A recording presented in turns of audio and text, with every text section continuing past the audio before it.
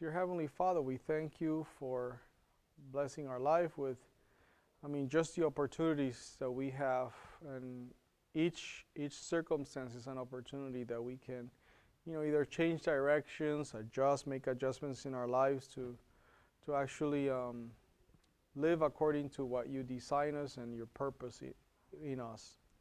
Be with us as we study the material in this class.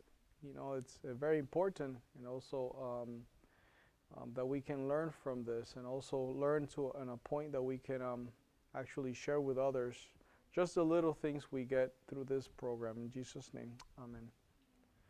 Okay, we're going to talk about diseases, and I will focus on just two main ones, which is cardiovascular diseases and cancer. So I'd like to make sure that we understand the foundations of things, and in these foundations, it's mostly what our belief system is according to these things. There's many theories out there. This is just our foundation. Okay, so let's get started. It says that 1 in 2 people would develop cancer in their lifetime. That's one of the figures that we see. 1 in 2 women and 1 in 3 men will develop cancer in their lifetime. So what does that mean is that if you don't die of any other disease, you're going to die of cancer. Okay? So if you don't die before of any other disease, you're going to die of cancer. That's the reality.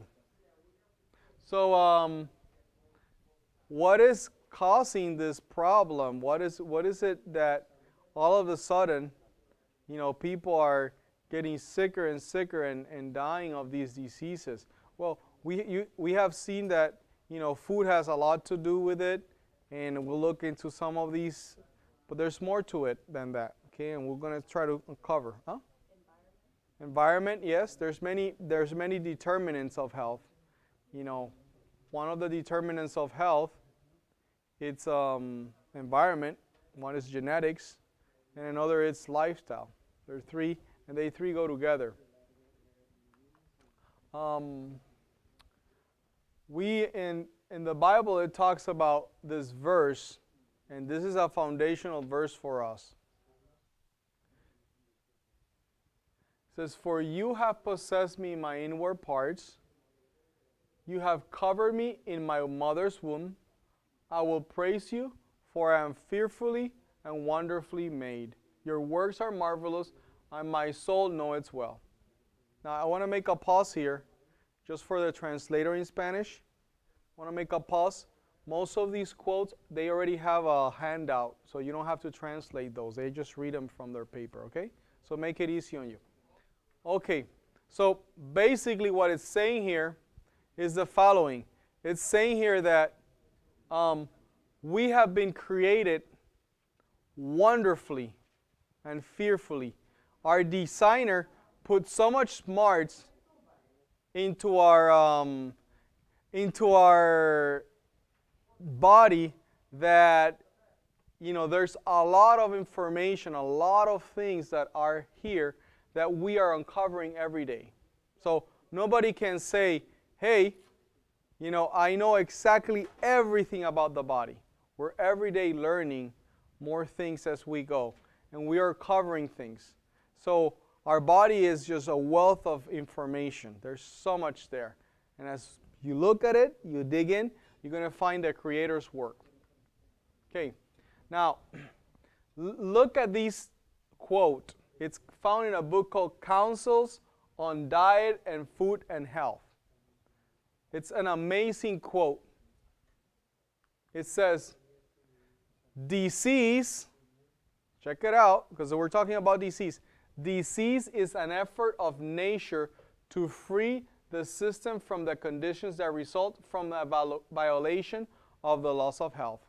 This is just digest that a little bit, because we're going to stand up, we're going to build from this, okay?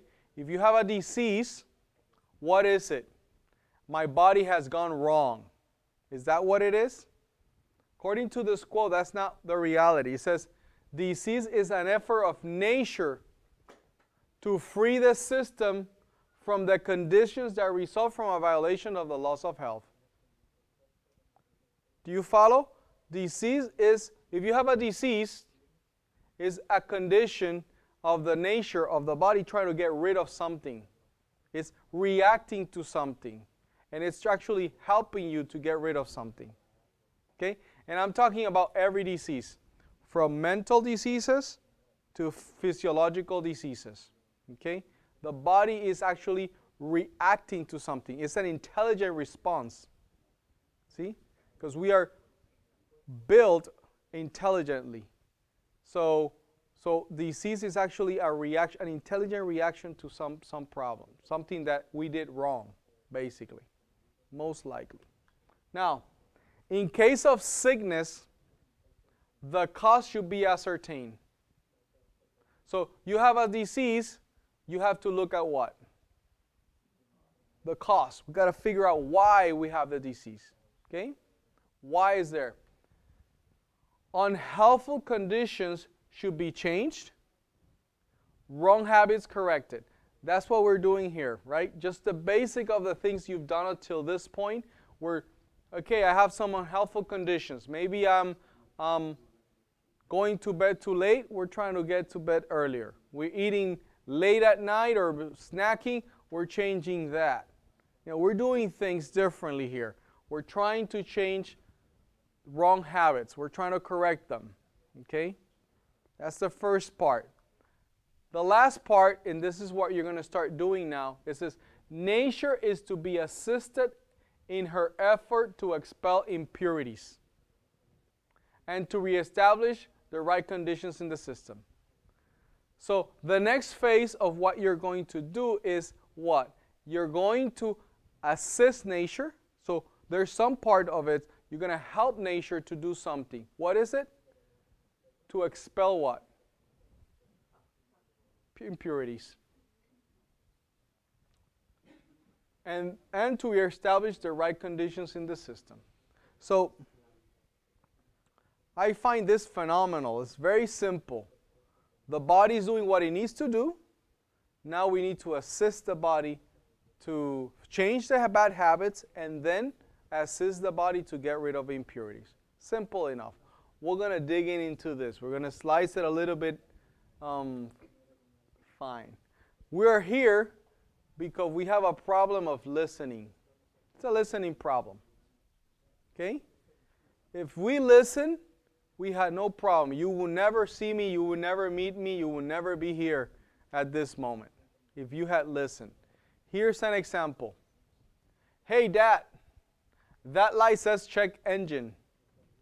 Oh, tape must have fallen off. He takes the tape from the floor and he puts it on top of the check engine. Isn't that what we do? We're busy going somewhere and the body's saying, hey, from a long time ago, it's been saying something to you. But what have you done? You have not listened to it. You have not taken care of the things you needed to take care of. So when this happens, well, you see the results. The body has one check engine light, and the check engine light is a symptom. It's the only way it can communicate with you. And you start having this headache, or you feel very tired, not able to get from bed. I can't get from bed. I'm so tired every day I get it from bed. And it happens and happens. So what do you do? Nothing. What do you do? If you're tired, just get coffee. Let me kick it up. The body's not telling me there's a problem. Or if I have a headache, I take a pill because I need to go somewhere. I'm busy. Now, I would say, what if you would buy a $120,000 car? You save a lot of years to get to this car. And you finally bought a $120,000 car.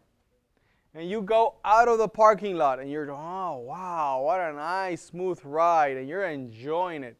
I mean, it is the best thing. It's just very nice. And you're enjoying your drive. You're crossing the road and you're getting into your driveway. You open the door of the driveway. You're getting in and bing, check engine. You just pay $120,000. What will you do? What do? You go back to the dealer and say, hey,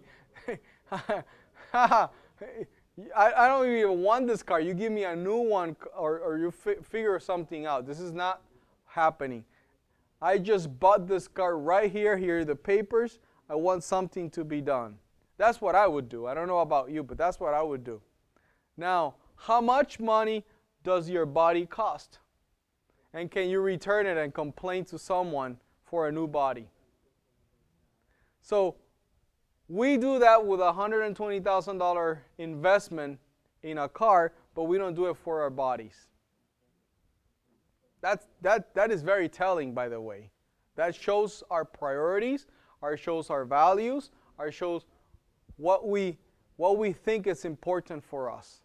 So now that we have diseases, then we're trying to figure out what to do. But the body's been telling you a long time, hey, change, there's a problem, change, and we just didn't listen. Then we are afraid. Now we are afraid of what is going to happen to me? How can I deal with this? Well, we'll figure that out, how to deal with it now. But it's much better to listen. And if we're successful in this program, the success will be that when you leave these doors, you at least have a listening ear to how your body feels. If you eat something, you say, this is not good for me. You say, you know what? People say, have it. No, you know what? No, it just doesn't do me good.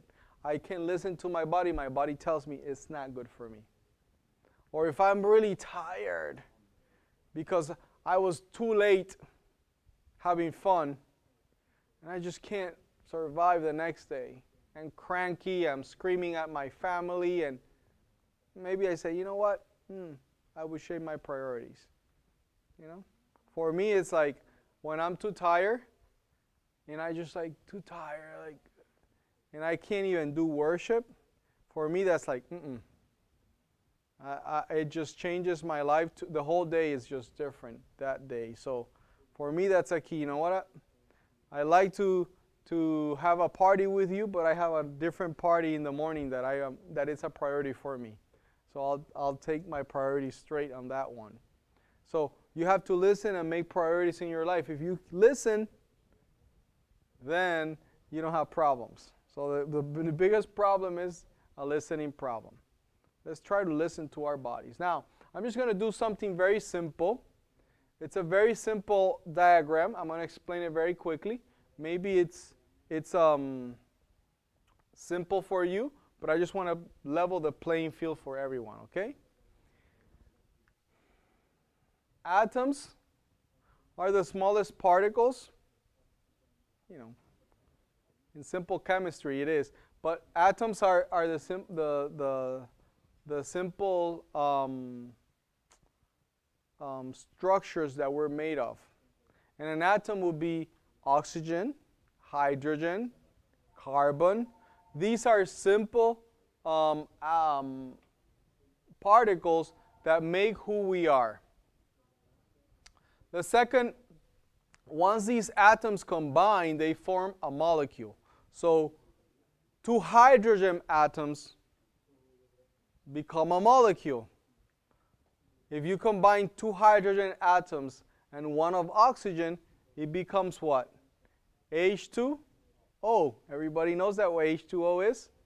Water. So that's a molecule. Now, you you take a molecule like a molecule of different atoms, it become what you call a DNA. The DNA. Now, the DNA or these molecules form a cell. Here's the cell. In this case, it's a smooth muscle cell. Okay? Now, these cells, when they combine each other, many cells become a tissue. So a tissue is what? Many cells. Okay? Many cells. Now, when you have a lot of tissue together, it forms what? An organ. In this case, the smooth muscle tissue, a combination of them forms a stomach. Now, an organ and many different organs together form what? A system. In this case, is the digestive system. And different systems together form the beautiful person you are today. An organism. You follow? So if we deconstruct it again, from you, you're just a bunch of systems together. These systems are formed by organs. These organs are formed by tissue. Tissue is formed by cells. Cells by molecules, and then atoms. Very simple. At the end of the day, that's what we are. And when we die, when you die, basically your weight is like 5 pounds. The rest evaporates in gas. And then when you open the coffin after years, it's bones. Everything has disappeared in gas somehow. Right? So you're gas and a little bit of minerals. Very, very, very light. Okay? Very light. Now, looking at the cell has a nucleus. And here, this is very simple, but I need you to build on this so I can get more complex as we're going to go. Okay? we're going to get a little bit more complicated than this, but we need to start somewhere for everyone. So, the cell inside the nucleus, there's chromosomes 23 and 23 from your mother, from your father, makes you who you are. And then this inside these chromosomes is what we call the DNA. And the DNA looks like something like this. It's like a twisted ladder. And this twisted ladder is pretty interesting. Because, because this twisted ladder has the sides of the ladder. You see in gray color here, they're made out of many sugars, polysaccharides, okay? Many sugars together. The steps of the ladder are made out of amino acids. Amino acids are the foundation of protein, okay? And the links, the corners of this ladder, it's made out of minerals. Okay, mineral. So we have sugar, protein, and mineral. That's what makes the molecule of DNA. Simple. Now, where do we get the sugars from? Well, the food we eat. The food we eat has sugar in it, polysaccharides, right? So what happens is the body needs to bring it from big to when you chew it. That's why it's important to chew. You chew it very well. And then when you swallow it, you have digestion happens to split everything in little pieces and says, okay, your protein, you go here. Your sugar, you go here. So that the cell can digest or eat or gets that sugar, the protein, and the minerals. Okay? Now, proteins. Anybody can tell me something that has protein in it? I'm going to make it interactive. So, almonds have a lot of proteins. Yes. What else have a lot of protein? Soybeans. Yeah, soya beans. Huh? Sprouts. Yes. What else? Yes, tofu has a lot of protein. Eggs have a lot of protein. Meat has a lot of protein. Cheese has a lot of protein. What else? Chicken has a lot of protein. What else have protein? Quinoa has protein. Yeah, what else have protein? Broccoli has protein. Veggies have protein. Avocado has protein. Grapes have protein. Mangoes have protein. Everything that grows have protein. If it grows, it has to have protein. It's impossible to grow without protein. Unless I found something that doesn't have protein, which is rocks. Rocks don't have protein. They're minerals. So please don't eat rocks because you're not going to get your protein, your daily protein necessary. Yeah. También. Yes, it has. Everything has protein. No, everything has protein. If it grows, it has to have protein. Okay? You have lots of protein. You see, your hair is made out of protein. Everything is protein. Everything that grows is protein. Your hair cannot grow without protein. That's why it grows, because it's protein. Okay? Now, that protein that you eat gets digested. It has enzymes. Protease is the enzyme digested, and it becomes little molecules of amino acids. Amino acids. So amino acids are the little pieces of protein. They combine and they form different proteins. Okay? So you combine amino acids. If you take, for example, you take blue and green and yellow, you form hair. That's a protein. If you take red, yellow, and orange, you form skin. That's another protein. If you take purple, yellow, and red, it forms a cell, some type of cell, like eye cell. I'm just guessing here. I'm just trying to make an example that basically you change the structure of the combination of amino acids, you make a different protein.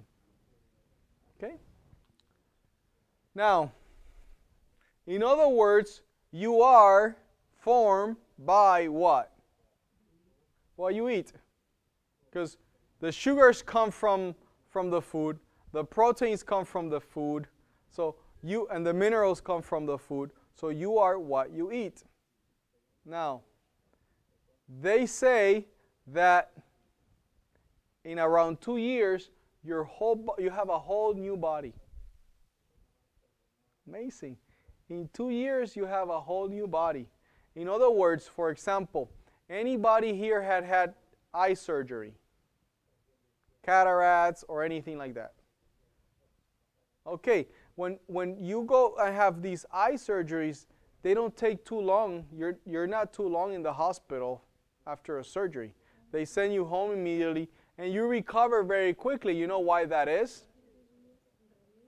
Yeah, you know why that is, that you go home very quickly and you recover very quickly with an eye surgery?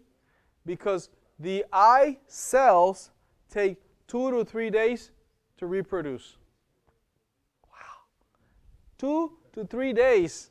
So in almost 2 weeks, you should have a full new eye. So the building blocks for that new eye have to come from where? From what you're putting in your plate.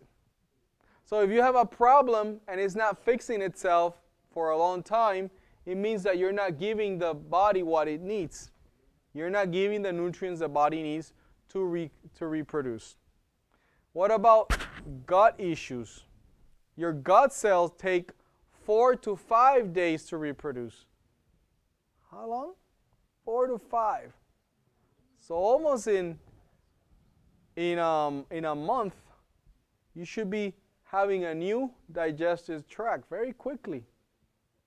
So again, you need to give the body what it needs so it can reproduce or build up how it should. Simple, right? Now let me just show you what happens. The body is very smart. So if it has a deficiency, it says, you know what? I have a deficiency of something. You know what it does? It takes from somewhere something that seems very close to it. For example, if you needed to put a block here to build a house, and you don't find that rock or that block, you could probably put a rock and it would do the same thing. It won't function exactly like that, but at least it holds what you want. It's a rock, it's not a block. Or you could put a piece of wood and it would do the same thing. So the body, what it does, if it doesn't have something, it will try to see where to get it. For example, if you lack something like iron, you know, and you just have lack of iron, the body needs to continue working and needs iron to work. What would it do? Well, it could take, you know, in all these flours that you buy, all the flours to make bread and cookies and things, they put bromide in it. Most of them they put, well, majority of them they put bromide in it. They don't tell you that it's there, but check it out. They put bromide in it.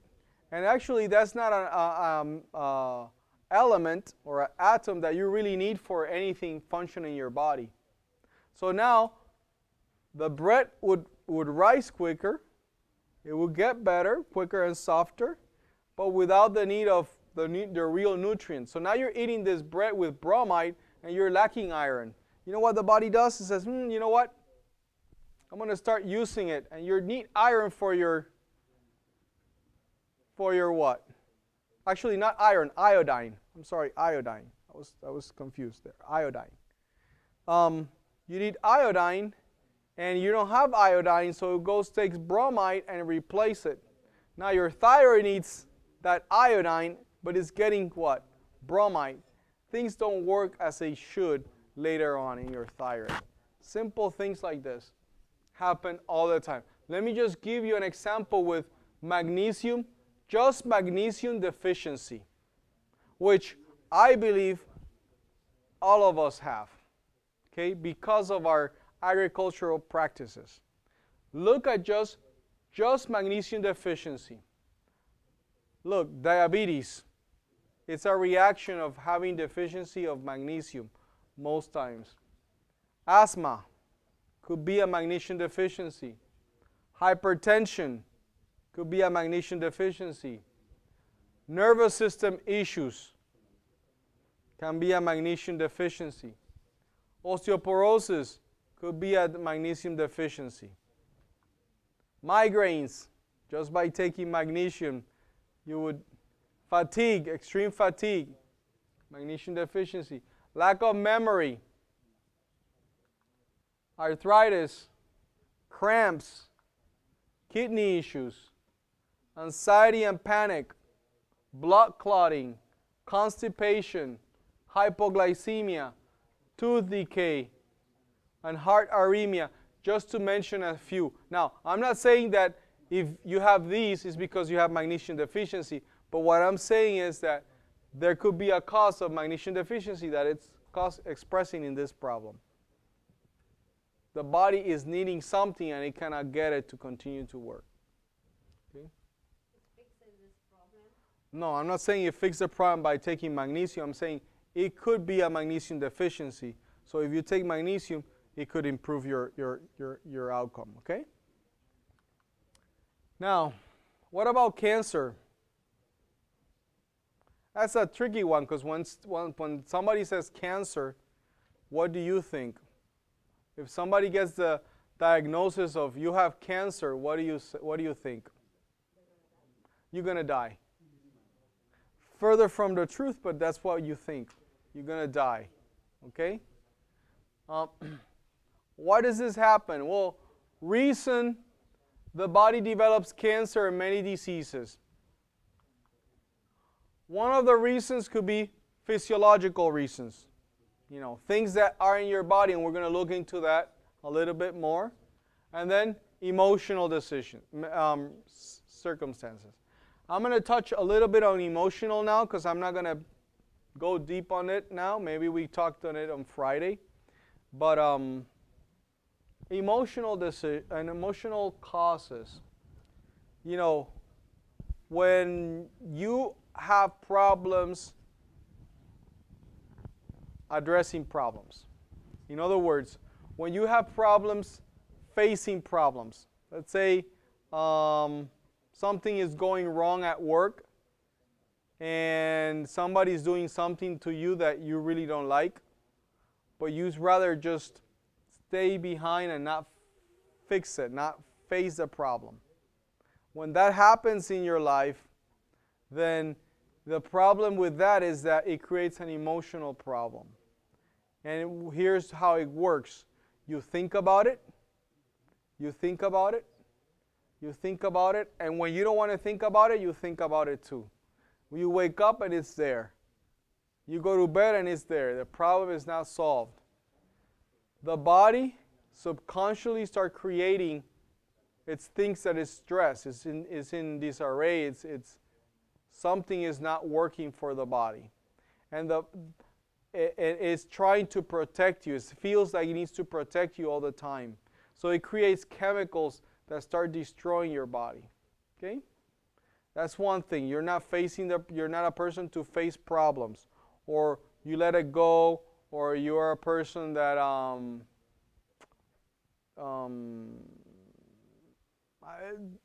don't know how to resolve these things. Just to give you some samples, I'm just giving you some samples. There's many other things, and we'll look at a different class to talk about those things. But just to give you an idea, these things could cause emotional problems that can cause different disease, cancer being one of them, okay? So there's many variables to a problem. Most likely what I've seen is, for example, women that, and it's not every woman, but there's a big sample that I've seen that suffer from like breast cancer. It typically sometimes it's some type of emotional or some type of abuse situation that they have got and have not dealt with it, and it expresses in those things. Okay, I'm not saying it's all the cases, but I have seen many of that. When you start peeling the onion, you get to those things. Okay, so these things we need to solve them so that emotionally they don't affect you. The same with prostate cancer. Okay, so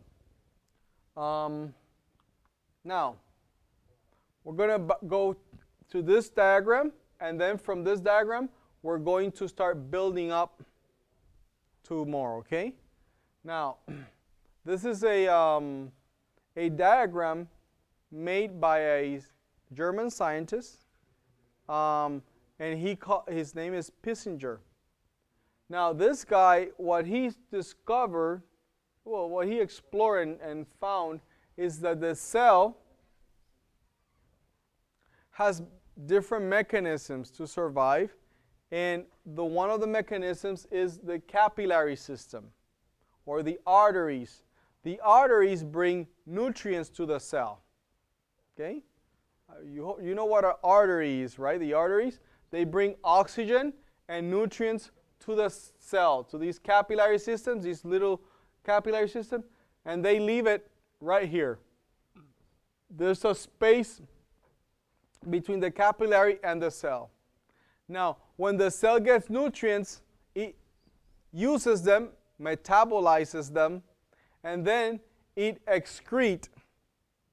It wastes. What the waste is, metabolic waste. Okay? Every cell does that. That's how we function. Can I give you an example? We were exercising, and all of a sudden, we're doing squats. Right? The next day, you wake up and you feel like a little pain. Oh, like I'm sore. Have it happened to you? Mostly when you're here, right? You're doing exercises that you never done, and you feel a little bit sore. Why are you sore? Well, the cells, the muscle cells, have used energy, oxygen, fuel, to get the energy to move. And the waste that was created was an acid called lactic acid. And when that builds up, it gives you this little soreness or pain that you find. It's like, oh, that's a normal process. So the cell gets nutrients, do what it needs to do, and it excretes waste. Every single cell of the body does that. That's how they survive. Okay? Now, that waste have two mechanisms to go out from the body, because you don't want that waste in your body. And here's how it goes out. it goes through your veins, out through your veins, and out through your lymphatic system. Okay? So your veins capture the waste, so your lymphatic system. Okay? Those things get the waste out of the body. Where does the waste end up? Most likely the waste would end up in one of these organs, either the lungs, either the liver, or the kidneys. That's where waste goes out of your body. This is very important, okay? Because you want the whole system function. We have talked in the first days of this program about the intake. Make sure your intake of food is healthy, right? Get healthy food. Eat your veggies, eat your fruits. That's one part of the system. The other part of the system is these nutrients are going to be metabolized by the cell, and they're going to create waste, and they need to go out from the body. And they use lungs, liver, kidney, and also the skin, as you see here. Piel means skin. Okay. Does everybody understands that so far? It's very important that because we're building, okay? We're building from here. Now, when there's a problem in the body of congestion, and I'm just going to give you an example. Let's say you are driving at 4 p.m. Let's say somebody here from Chicago driving through the Dan Ryan at 4 on a Friday. No way, right? No way. It's impossible. You don't move. It's a parking lot. And it's just full of cars. Now, if there's that problem and you're a mother and your children are at home waiting to be fed, they're hungry. They came out of school and they're hungry, but you're in this traffic. Do you think you're going to get there on time to give them food? Not at all. Now, what about a garbage truck trying to get out to the dumpster and put all the waste that he has in the dumpster in this traffic? You think he's going to get there on time? Not at all. Well, the body is the same way. If there is congestion, the body will not be able to get the nutrients it needs and get rid of the waste that it has. Follow that. Okay? Simple. We're going to get deeper and deeper as we go. I'm just trying to form the... Now, this congestion causes two major issues. The same reason causes two major issues. It causes cardiovascular problems and also cancer. Why? Think about it. If your heart needs, if your organs need oxygen and nutrient, and there's a congestion, and the nutrients cannot get there, what's going to happen to you?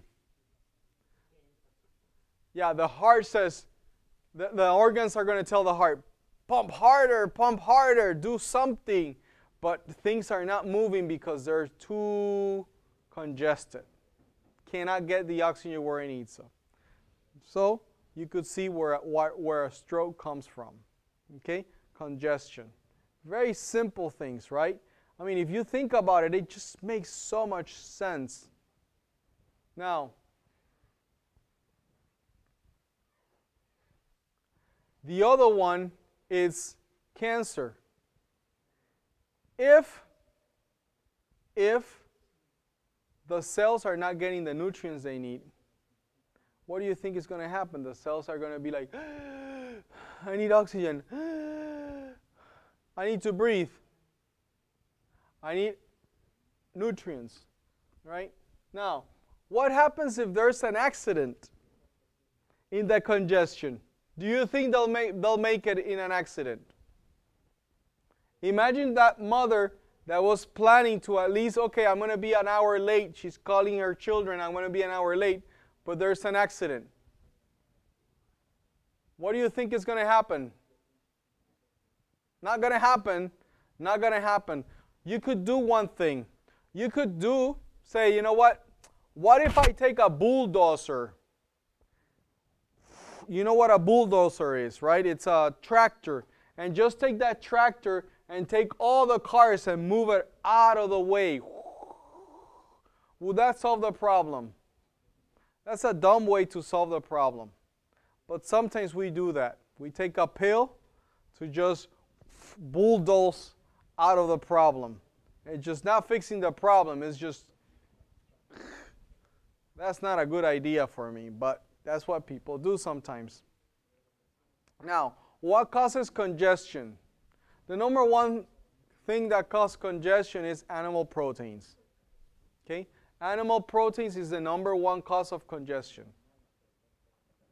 And the number one cause of cancer. If you look, physiological cancer. The countries that have the highest intake of animal proteins have the highest risk of cancer. So, that's, look at New Zealand is extremely high. USA is there, high up there too, because of animal protein consumption. Huh? Argentina is not even close to Puerto Rico, by the way. It's up here. But I don't know why it's not here. I don't know. Maybe it's should be there, but I don't know if the study went there. But I would say that it's not only animal protein. Any excess of protein will cause congestion. And the reason is that the protein, the body, if you remember the class, the protein, the body really does not want to use protein as energy source.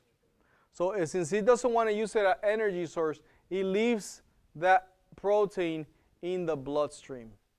And basically what it happens is it thickens your blood. So your blood is a little bit thick when you have an excess of protein. You see it under the microscope very, very quickly. So when you have an excess of protein, basically you're going to have congestion. And I'm going to go into a little bit deeper how that works. You have, this is your endothelial cells, the cells of your cardiovascular systems, and they have something called a basement, right? And here is where blood flows through the body. Now, the same picture drawn out this way. When you have an excess of protein, what happens, the body that is not using that protein is going to actually store it in the basement of these cells. So it's going to cause this inflammation here. So you could see what happens to a hose if you squeeze the hose. What happens to a hose when you squeeze it? Stops. It flows. Yes, it stops. So it stops the flow. Actually, it doesn't stop the flow. When you squeeze it a little bit, it actually creates higher pressure of blood, of water, right? It's like you want to clean something, and you just start putting it and clean it this way. What happens is that the extra protein flows to your lymphatic system, and your lymphatic system has a lot of protein already because 2 billion cells are dying every day, and they're made out of protein. So it's taking all the extra protein, and then what happens is the following. Look at this picture. This is a blood, and this is how I looked at excess of protein. Look at this. I see clumping on the red blood cells. You see that they clump together. The electrical charge change. And you start seeing these fibrins. You see these lines? This is fibrins. These are collagen, made out of collagen. These are basically hair structures that the body is building up, composing together from amino acids to lower the viscosity of the blood, to make it more liquid, to liquefy a little bit of the blood.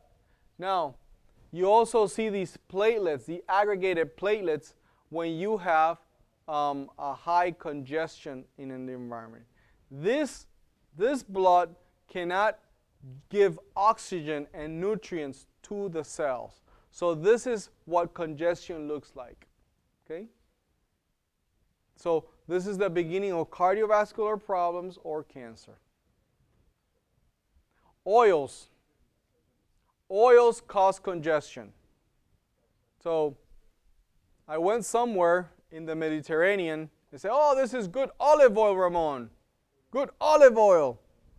And when they gave me a salad, because they know that I ate salad, it was salad floating in oil. I'm like, what, are you kidding me? They're giving me oil, but they're giving me, the salad is actually a mechanism to drive oil inside of you.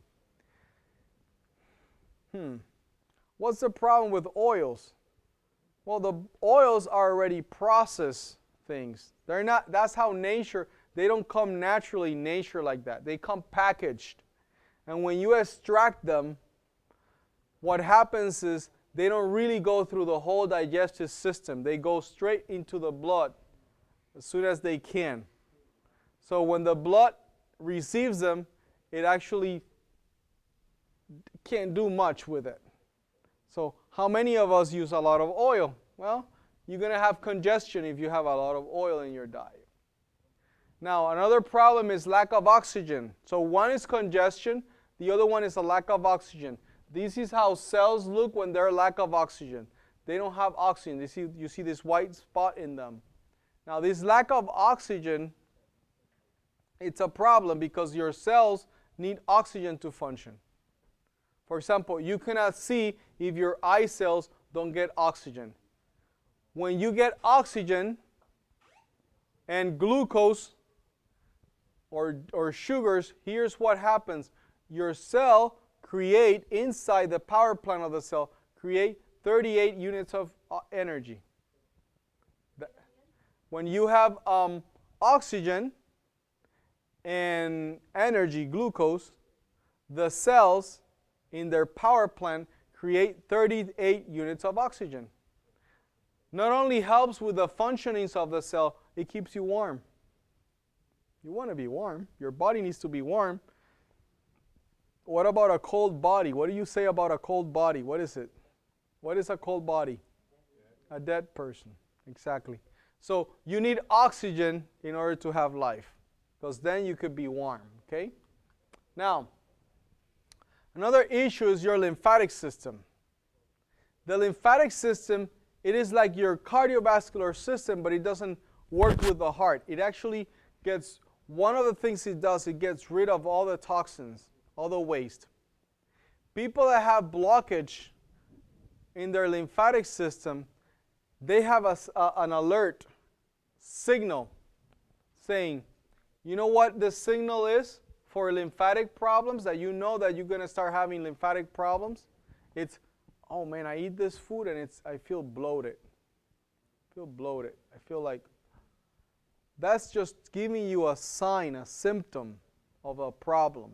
Now you got to listen to that problem. You got to figure out why. You have to ascertain the cause. You got to look for the cause of why you're bloated. You cannot just say, oh, I'm bloated, and continue your life the same way, because basically what you're doing is you're actually congesting your lymphatic system. Now, if your sewage mechanism is slowing down and congested, what do you think is going to happen to your house? You flush that toilet and things start coming back up. Will you like that? Absolutely not. Nobody would like that. Well, so if we have an excess of protein and bloatiness when we're eating, just I feel bloated, and you're not dealing with it, you know that your lymphatic system is getting just completely congested. So now the flow of waste is not going to happen as efficiently. Something's got to give, okay? Let me just give you a sample. This I built myself just to give you a sample. You have these organs, which are the organs of elimination. These are the lungs, liver, and kidney. They're very important organs for you.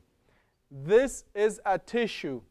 1 cell, 2 cells, 3 cells, just as an example. So multiple cells together form what? A tissue. Okay, a tissue. Now, through the capillary system, you get oxygen, carbohydrates, proteins, and fat. And when the cell metabolizes that, it creates metabolic waste in the form of acids. Okay? This is very, very important. This part is extremely important for you to kind of remember. Okay?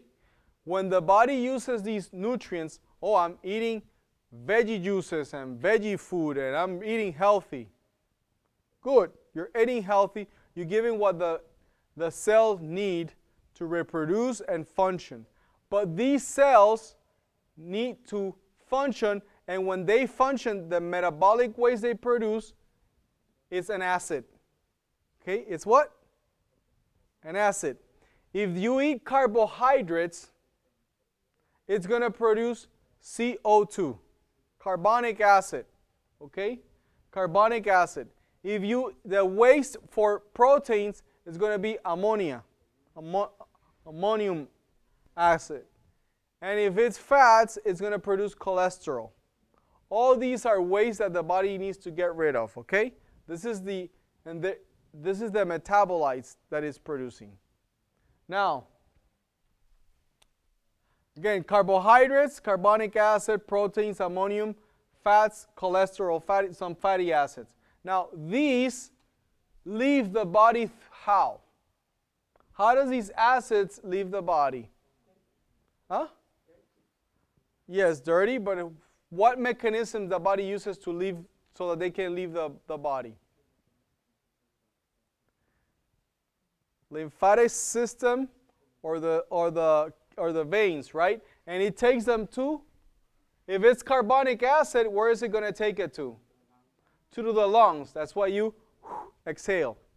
So when you exhale, you're mostly taking carbohydrates that you used. If it's ammonium, it's going to go to the liver, and the liver is going to take the nitrogen and converts it into urine, urea, okay? So it converts it into urine, urea. And if it's cholesterol, it's going to take it to the liver, and the liver is going to take it through the bile out. Very simple, but this is very important. From here, you're going to see many diseases and what are the causes of them. But you have to understand this very well. And I'm going to ask you again, so I hope you remember. Lungs, get rid of carbonic acid, liver, of ammonia and cholesterol, and the kidneys, the urea converted from the liver. Okay? So these are the things that your body is getting rid of. And where are they coming from? Where is this waste coming from? From the cells. The cells are using what you eat, and they're getting rid of that. So if you eat healthy, do you produce metabolic waste? Yes or no? Yes. Absolutely yes. If you eat healthy, you produce metabolic waste. It's normal. You drink water, you got to go to pee. You got to go to the bathroom. Doesn't matter how healthy, how distilled that water is, it's going to make you go and it's going to produce some waste. It happens, right? It is the normal functions of the body. So what's going on here is that basically you're eating healthy and now you're getting rid of waste. And it goes through your lungs, liver, kidneys. But what happens if the functions of any of these or multiple of these start failing? For example, I get kidney stones, or I get gallstones or intrahepatic stones. Or what happens if I get problems in my lungs? What happens then? My filters now don't have the capability of keeping up with the waste that my cells are producing. what's going to happen to the waste? It's get backed up. Exactly. It gets backed up where? Around the cells. So this tissue area, which is connective tissue or interstitial space, these wastes start stagnating there. And it's stagnating there. And it causes a lot of problems. Let's see what happens, okay? This is the cell, the blood of somebody that is healthy. Look how it looks. It looks nice, round, full of oxygen, you know, everything. This is the red blood cells of somebody that is diseased. You see, it's all congested. Oxygen is not moving through these things. It's just very congested. You see the difference? Now, the cell in a toxic environment. When the cell is in a toxic environment, it has to react to it. Remember, we are designed to live. Nobody here is designed to die. No one. Everything is designed to live. But the first thing that the cell in a toxic environment, and when I say a toxic environment, I'm talking this. The cell in this environment is toxic. It has two options. The first option is die of a lack of oxygen or burn by the acids surrounding. Okay? That's the first option. It says, you know what? I give up. It's too much. I am burned. I can't survive. Or the second option is defend itself. It puts its gloves, says, okay, now we're going to do something. I'm not going to die. I'm going to do something about it. If it dies, it's what we call a fibrosis. I have fibrosis. I have a fibrosis here. Basically, what happens is that the cell decides to die, and a bunch of them die together and create a mass of dead cells. You go to the hospital or the doctor and you ask, what's the problem? What's the problem? Well, it's not about the problem. It's how do I fix it? Well, we're just going to cut it. That's the solution. I'm going to cut it. Okay? Now, you get fibrosis in your uterus, you get fibrosis in your lungs, even in different areas of your body. Just basically dead cells. They're dying. Why? Because the waste around them are too much and they're succumbing to them. They just can't survive anymore. So they just die. Now, the next mechanism of defense of the body when it has this toxic environment is the following. What it would do, it would start surrounding itself with water. So I'm just going to draw it quickly here so you can see. You have the tissue and you have all these waste around it, right? So the body is very smart. You know what it does? It starts retaining water. And it forms a water bubble. And this is the person that looks to the side and start gaining weight. And looks to the other side and start gaining weight. It's like swollen. You're like, what's going on? You go through a fast period, like some of you go through here. And what happens is they lose immediately 8 pounds in 3 days of fasting. Or 10 pounds in 3 days of fasting. That's ridiculous. That's not healthy. That's crazy. How can you lose so much weight? Well, when you go and test them and they go back in the scale, all they lost is water. This is what's the problem. Why does the body produces this water? It's very smart. The body is incredibly intelligently designed. Look, you know, what do you do when you have acids? How do you dilute those acids? You have an acid and you want to make it softer, weaker. What do? You add water. So by creating these bubbles,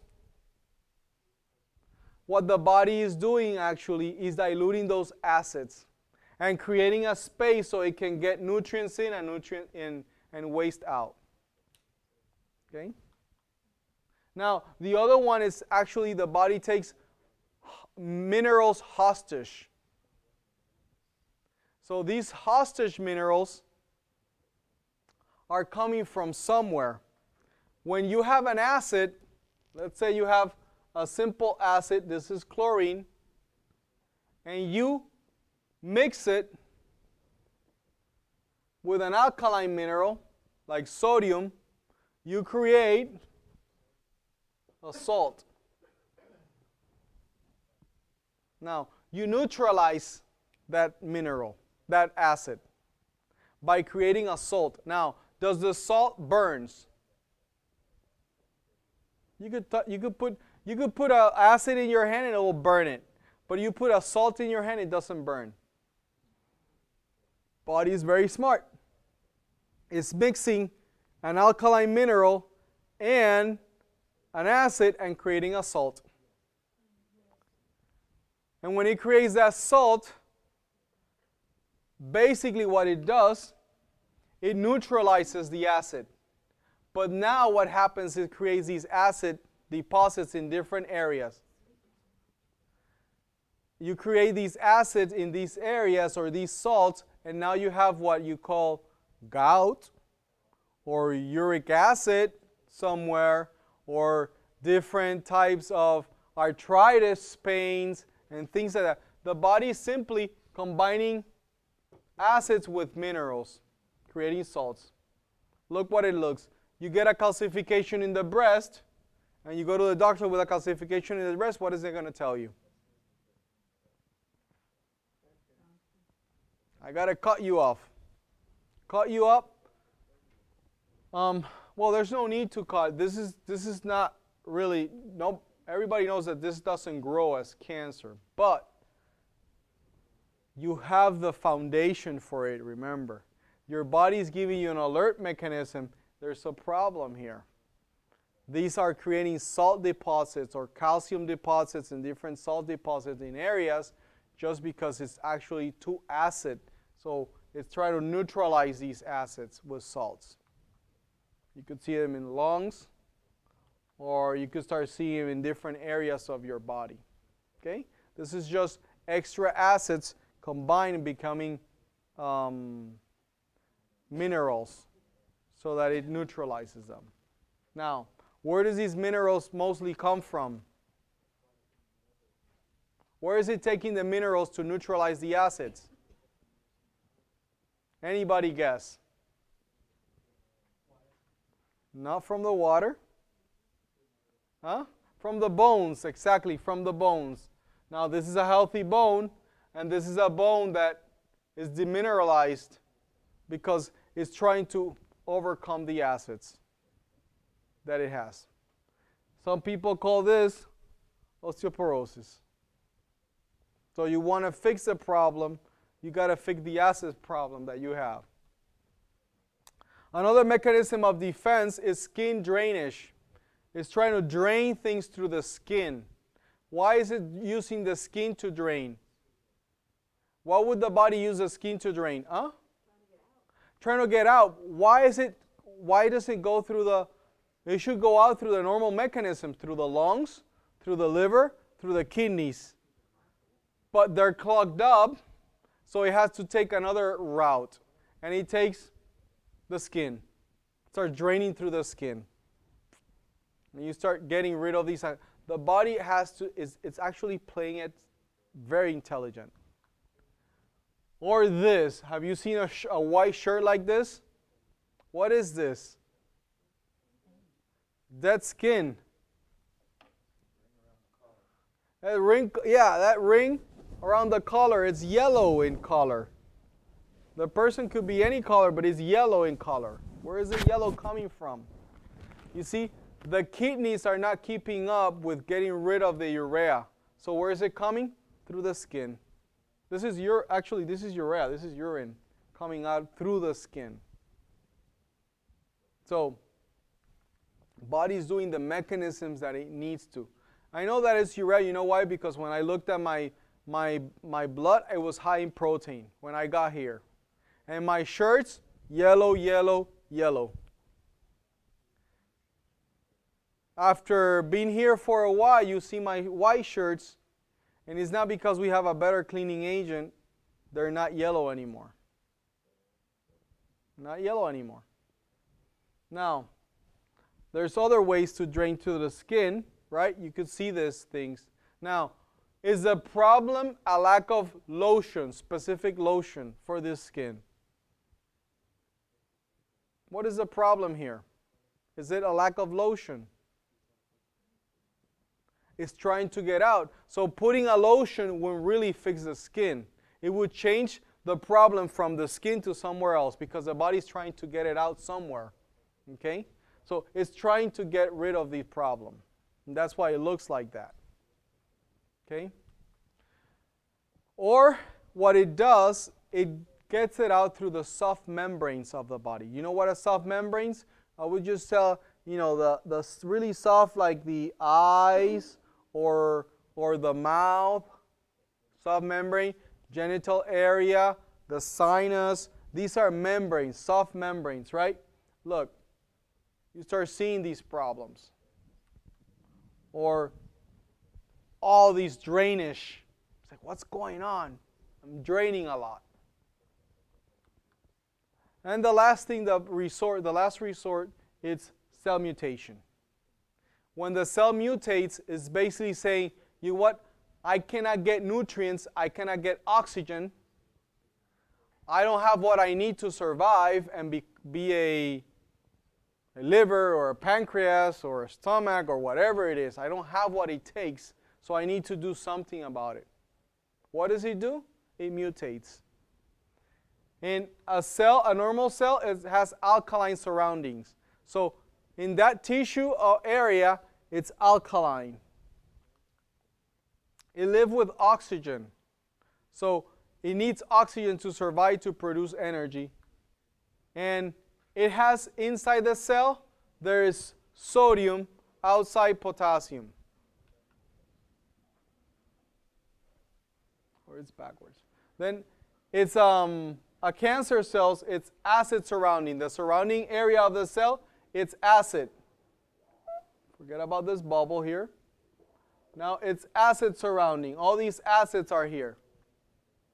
It lacks oxygen. Oxygen cannot go through. There's too much congestion there.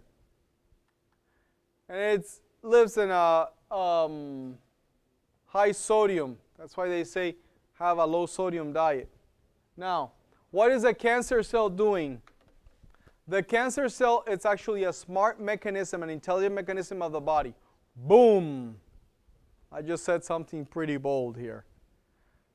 Cancer, it's an intelligent mechanism of the body to keep you alive, which is the opposite of what we've been trained to think. We've been trained to think that cancer is something that we need to kill. And when the moment you go into the mode of killing cancer, you are actually losing that battle. What cancer is doing is very simple. It lives in this environment of acids. And what it's doing is say, you know what I'm going to feed myself of? Not of oxygen anymore. I cannot work with oxygen. What I'm going to feed myself of is these acids. And that's what it eats, lactic acid. It's just eating acids all over the place. What is it doing? It's cleaning your body. It's actually protecting you because when it eats these acids, it produces 2 units of energy. At least it's keeping you warm.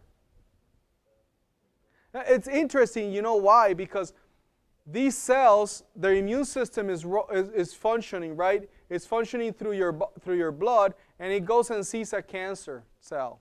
Says, hey, who are you, mister? And says, and there's a handshake process that goes on between the cells. And for some reason, the immune system, at some point when this cancer thing is growing, it leaves it alone, doesn't do anything. Go ahead, do your business. When it's finished, or in our case, we have at least 2 billion cancer cells every day. But they all die. The immune system, either they die automatically or the immune system gets rid of them.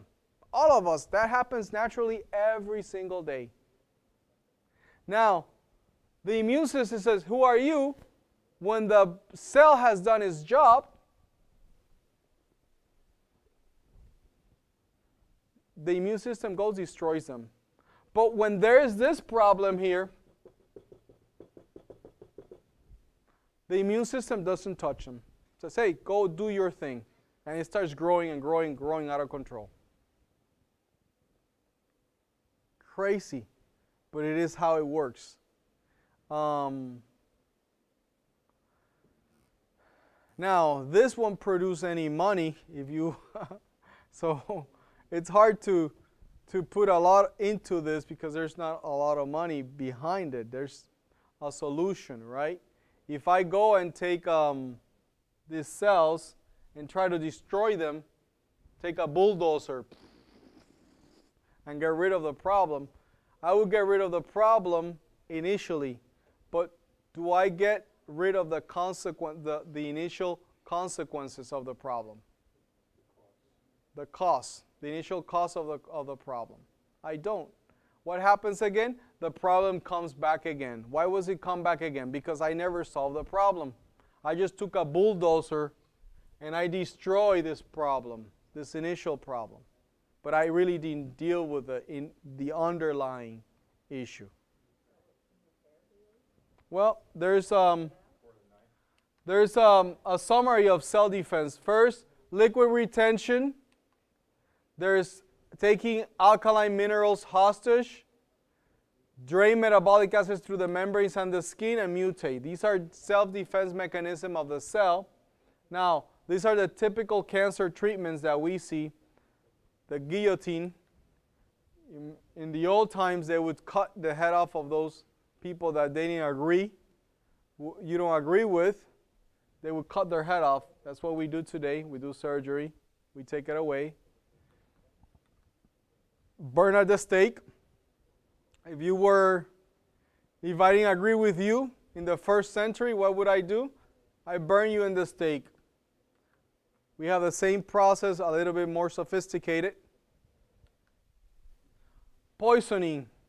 If I wanted to get rid of you, I would do what? I would poison you.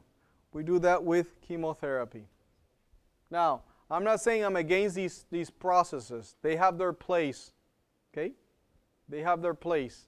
And everybody has to make that decision what they're going to do with the place these things are. I'm just saying if you're going to use 1st century technology to solve a problem, then why don't you just create a siege?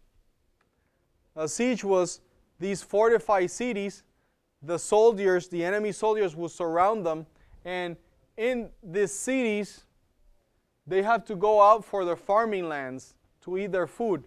So the soldiers would not allow anybody to come out. So they would starve. How do you starve someone, especially something that is cancer? You alkalinize. Remember, it lives in an acid environment, so feed yourself with alkaline food. Oxygenate. It lives on an environment that lacks oxygen. Make sure you have oxygen. Deprivation. Don't feed any more waste to it. And cleanse. Cleanse the things that are causing the cancer to procreate. Now, how do you alkalize? The corrective diet, you saw that. Lots of veggies are alkaline. All the veggies are alkaline. Hydrotherapy stimulates the body cleansing mechanisms. What hydrotherapy? You could use sauna. You could use salt bath. These salt bath, when you create a gradient of salts, remember you have a lot of salts. The body's creating these salts in your body to kind of neutralize the acid. So when you create a gradient of salt, a higher concentration will go to a lower concentration. So you create a hydrotherapy, an Epsom salt bath, for example. Very good for that. Also a charcoal bath, activated charcoal bath. Now, how do you clean filters? Well, you should clean those filters, right? That's the initial problem to begin with, bad filters. You clean the filters with water. If you want to clean a filter, just put water. Vegetables and fruit are 95% water, so it helps you with that. Now, liver, gallbladder, kidney cleanse. clean the organs of elimination, clean them out, because that's the original problem. You know, if I give somebody chemotherapy, I might bulldozer over the problem, but I'm giving the body more acids, more waste. How is it going to get rid of it when it couldn't get rid of it initially? So if somebody takes chemotherapy, the advice would be to make sure it get rid of the underlying causes of it. Makes sense. I don't know. I mean, I don't know about you. It just, for me, it just makes simple sense.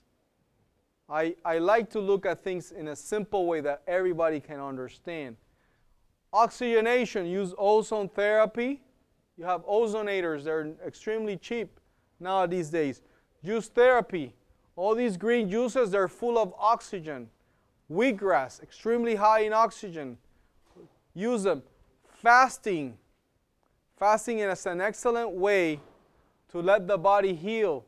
3 to 12 days. Do a lemon and water fast. You know how to do those things. Not only that, it lowers IGF-1, which IGF-1 is the insulin growth factor 1, which is the way these cells grow. So just limit the way they grow. Corrective diet. It's a fasting in itself. Okay? Now, you need sun and exercise. This is very important, and you need trust in God. And I'm trying to race through this because this is extremely important. You cannot heal without trusting God. No matter what you want, what you think, it's not going to happen unless you have trust in God. Okay? It's just the spiritual part of it is very important. So, anybody has any questions? I just raced through a lot of material. I try to break it down simple, but it was a lot of material, and I know you're in the process of, so it's hard to retain. So, any questions? Uh-huh. Por ejemplo, lo que dijo de la artritis. Tiene uno que eliminar entonces todos los aminoácidos y todo lo que son las proteínas. Yes. For arthritis, yes, you would have to lower your protein intake. That's for sure. If you have a high protein intake, you want to lower the congestion, lower the acid overload that is created by protein. That's true, but you also have to cleanse. La ansiedad. And the anxiety too. La ansiedad también. ¿Cómo se elimina todo eso? We're going to talk about that on Friday. Yes. Yes.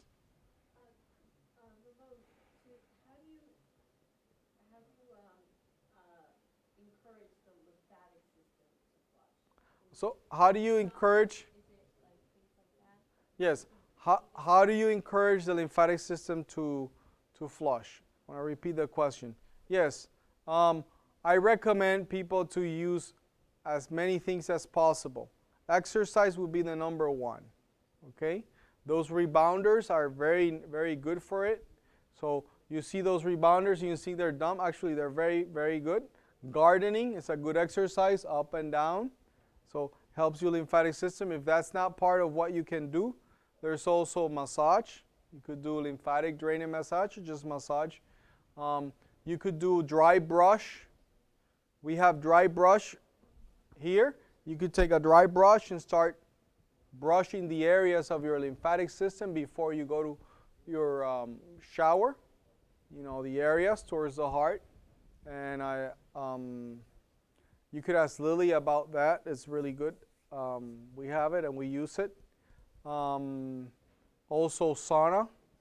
Use a sauna for that. So there's many ways to do that. But exercise is the best one, and water. Now, if you find yourself that you're bloated all the time, that's something you have to address, because most likely your lymphatic system is overloaded. Okay, any other questions? Well, thank you very much. Thank you for your attention. If I don't have any other questions, if you think about something, just let me know later. Thank you.